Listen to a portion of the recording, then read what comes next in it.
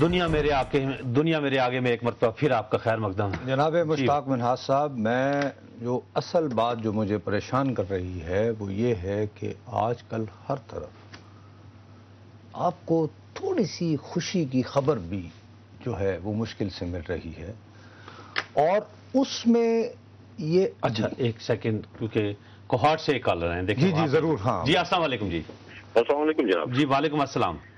محمد شکیل حیدر عرض کر رہا ہوں جناب، سابقہ ناظم ہوں یونین کونسل گنبد کوہاٹ کے جناب. اچھا جی شکیل صاحب، یہ آج کے انسیڈنٹ کے بارے میں ذرا بات کرنی تھی مشتاق صاحب میں نے. جی جی فرمائیے.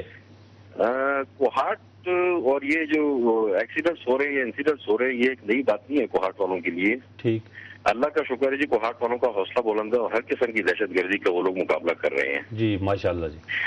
لیکن جو بدقسمتی ہے ہم لوگوں کی وہ یہ ہے کہ ابھی تک آپ نے کہیں نہیں دیکھا ہوگا کہ صوبائی سطح کا یا قومی سطح کا کوئی بھی لیڈر آیا ہو ہم لوگوں کی داد رسی کرنے کے لیے.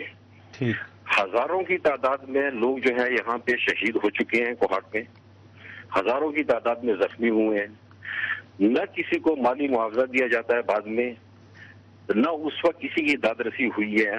آپ یاد کریں کبھی آپ نے دیکھا ہو کہ آصف زرداری صاحب یا گیلانی صاحب یا امیر ہوتی صاحب یا کوئی اور ایسا بڑا آدمی کوئی کوہاٹ تشریف لے کے آئے ہو اور کسی کی داد رسی انہوں نے کی ہو، یا زخمیوں کو انہوں نے دیکھا ہو، یا کسی کے لیے مالی معاونت کا انہوں نے کیا یعنی کوہاٹ میں جو زیادہ تر لوگ اسمبلیوں میں الیکٹ ہوئے ہیں جی، MNAs, MPAs, ان کا تعلق کسی اور جماعت سے ہے، حکمران جماعت سے نہیں ہے کیا؟ کوہاٹ سے جی جن کا تعلق ہے زیادہ تر وہ اس وقت سٹنگ گورنمنٹ میں ہے جی، وہ حکومت میں بیٹھے ہوئے ہیں.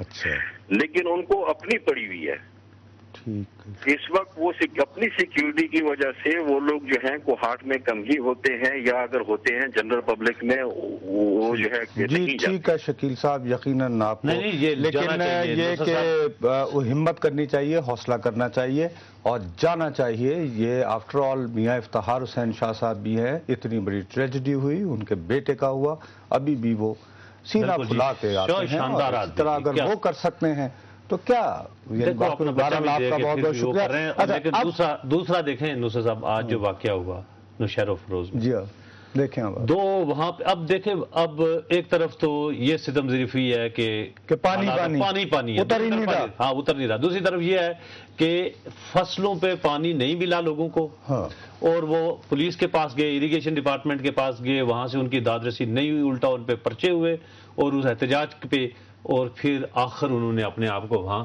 آگ لگا دی. یہ انتہائی اقدام ہے. اور وہ اپنے آپ کو کہتے تھے ہم پیپلز پارٹی کے لوگ ہیں یا جالے ہیں یا ان کے سپورٹر ہیں.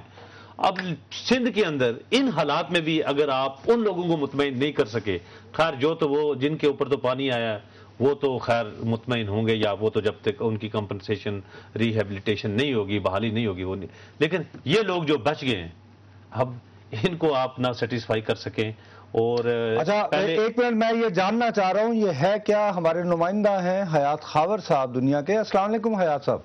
جی وعلیکم السلام. حیات خاور صاحب بہت بہت شکریہ. ایک تو ہمیں یہ بتائیں کہ یہ جو انسیڈنٹ ہوا ہے خود سوزی والا، یہ کیا تھا، اور یہ واقعی جو کلیم کیا جا رہا ہے پیپلز پارٹی کے لوگ تھے، اور آخر ایسی کیا ان کے ساتھ ظلم ہوا کہ وہ خود سوزی پہ اتر آئے؟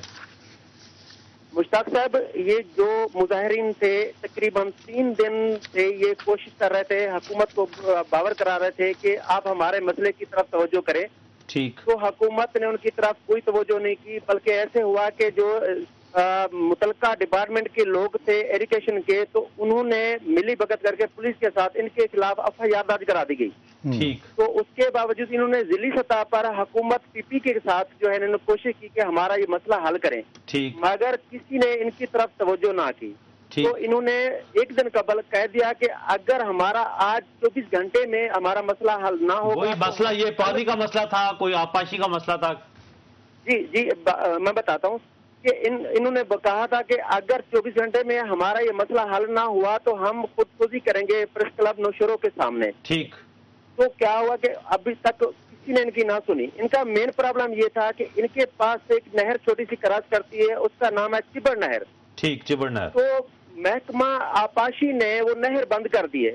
تو انہوں نے اپنا وہاں پہ احتجاج شروع کر دیا کہ یہ نہر جو ہے اس کو چالو کیا جائے، مگر انہوں نے ان کو پانی دینے سے انکار کر دیا محکمہ آبپاشی نے. تو انہوں نے اپنا احتجاج شروع کر دیا. تو حتیٰ کہ آج یہ ہوا کہ کہ آج انہوں نے آ کر احتجاج کیا تو حکومت کی طرف سے کوئی آدمی نہ آیا، نہ ہی پی پی حکومت کا کوئی آدمی وہاں پہنچا. تو انہوں نے دو جو بزرگ شخصیت جو آپ دیکھ رہے ہوں گے کہ جنہوں نے خودسوزی کیا ہے، یہ بلکہ محترمہ نہیں بلکہ ذوالفقار علی بھٹو کے دور کے یہ کارکن ہیں اور اپنے آپ کو کامریڈ کہتے ہیں، اور ایک کی سال تقریباً 85 سال ہے، ایک کی 90 سال عمر ہے. تو انہوں نے دل برداشتہ ہو کر اپنے قربانی کو دیکھتے ہوئے انہوں نے اپنے اوپر مٹی کا تیل چھڑک کے یہ کہا کہ اگر اتنی عرصے سے ہم قربانیاں دے رہے ہیں، ہماری یہی قدر ہے تو اسے بہتر ہے کہ ہم خودکشی کر کے مر جائیں، تاکہ حکومت پی پی ہمارے پاس کچھ نہیں کر رہی. اچھا، کیا آپ وہاں پر ان کی کیا صورتحال ہے؟ ان کو ہاسپٹل لے جایا گیا کوئی؟ اس کے بعد آپ نے ان کا اتا پتہ کیا؟ کیا ان کی کیا یعنی کنڈیشن کیسی ہے؟ جی، ایک جو 90 سال کا ہے، جانی اس کا نام ہے، وہ نوشہرہ فیروز سول ہاسپٹل میں ایڈمٹ ہے اور اس کی بہتر پوزیشن ہے. اور جو دوسرا غلام حیدر نامی ہے، اس کو نواب شاہ ریفر کر دیا گیا تھا، وہاں بھی اس کی ٹریٹمنٹ نہ ہو سکی. ڈاکٹروں نے جواب دے دیا، انہوں نے کہا کہ یہ جو ہے اس کو فوری طور پر آپ حیدرآباد شفٹ کریں اور وہاں اس کا بہتر علاج ہوگا، ہم سے یہ علاج نہیں ہوگا. جی، آپ کا بہت بہت شکریہ. بہت افسوسناک خبر، لیکن ابھی بھی میں یعنی کہ ان لوگوں کا غم و غصہ اور ان کا اینگر، کیونکہ مجھے یوں احساس ہو رہا ہے کہ حکمران تو ہمارے بے حس ہے ہی ہیں، ہم لوگ بھی ڈی سینسٹائز ٹائپ کے ہو گئے. کیسے جی؟ ہم نے کیا کیا؟ ہم لوگ سے مراد میں اور آپ نہیں، مطلب کہ ہم شہری کے طور پر، شہری کے طور پر کیسے کریں؟ روز کی خبر ہے تو بندہ جیسے وہ انگریزی کا لفظ ہے جس کو میں پتہ نہیں کہ اردو میں اس کو میں کیسے ایکسپریس کروں، کہ ڈی سینسٹائز ہو جانا. اب یہ ہے کہ آپ کو اپنے مسئلے کے یعنی توجہ لینے کے لیے آپ کو ریالٹی ٹیلی ویژن جیسی کو بہت سنسیشنل قسم کے ایکشن لیں گے.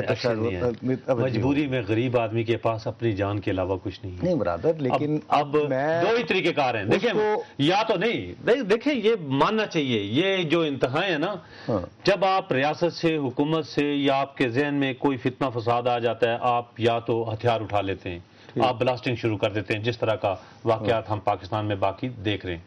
دوسرا یہ ہے غریب آدمی جو کہ یہ نہیں کر سکتا، اس کے پاس اپنی جان ہے، وہ خودکشی. آپ دیکھیں لاہور میں خودکشی گزشتہ روز بھی ہوئی، ایک بندے نے اعتکاف میں خودکشی کر لی. اچھا، ہمارے ساتھ مشیر اطلاعات ہیں جناب جمیل سومرو صاحب. السلام علیکم. جی وعلیکم السلام نور صاحب. جی صحیح، بہت شکریہ ہمیں جوائن کرنے کا. یہ بتائیے، ابھی ہمارے رپورٹر بتا رہے تھے جن دو لوگوں نے آج خودسوزی کی کوشش کی، وہ آپ کی جماعت کے بانی ذوالفقار علی بھٹو صاحب کے زمانے سے آپ کے ساتھ رہے، اور اب ان کو آپ کی حکومت میں اتنی مایوسی کا سامنا کہ وہ خودسوزی پر مجبور ہو گئے. سومرو صاحب.